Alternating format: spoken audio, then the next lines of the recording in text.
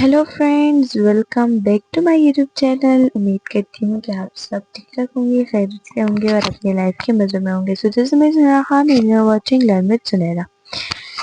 तो अभी तो आप लोग मुझे ना पहचान ही गए होंगे क्योंकि मेरे बहुत सारी जो है ना वीडियोस अपलोड हो चुकी हैं।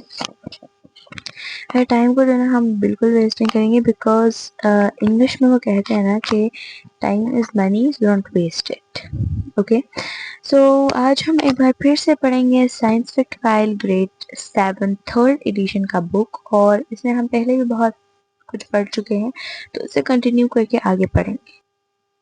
आज हम पढ़ेंगे चैप्टर नंबर 1 प्लांट सिस्टम्स का ट्रांसपोर्ट इन प्लांट्स।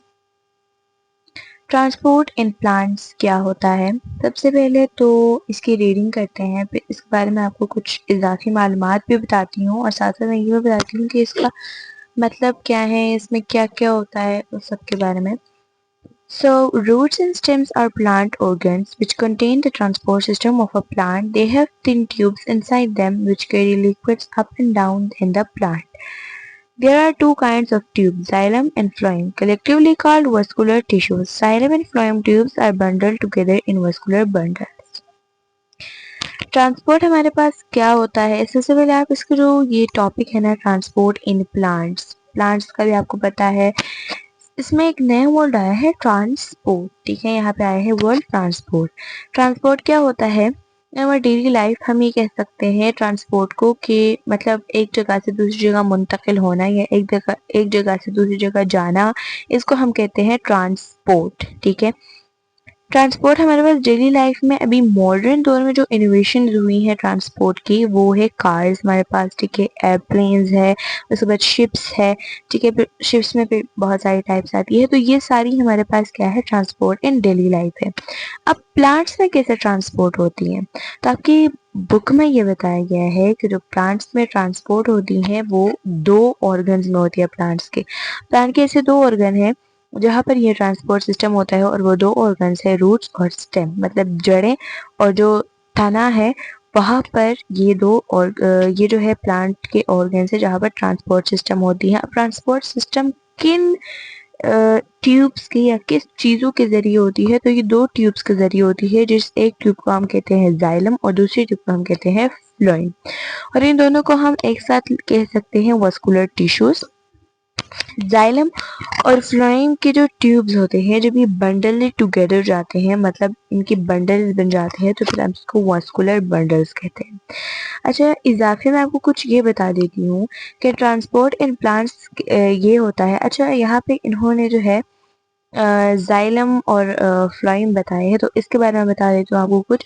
जाइलम जो है हमारे पास एक ऐसा ट्यूब है जो रूट सिस्टम से, जो रूट्स होते हैं, नीचे जड़ें जो होती हैं, वहां से ये वाटर कैरी करता है, वाटर मिनरल्स जो होते हैं सॉइल में, उसको कैरी करता है और ऊपर शूट सिस्टम में इसको पहुंचाता है। मतलब रूट सिस्टम से जाइलम का काम क्या होता है? रूट सिस्टम से पानी ऑब्जर्व करना, मिनरल्स ऑब्जर्व करना और उसको शूट सिस्टम तक पहुंचाना।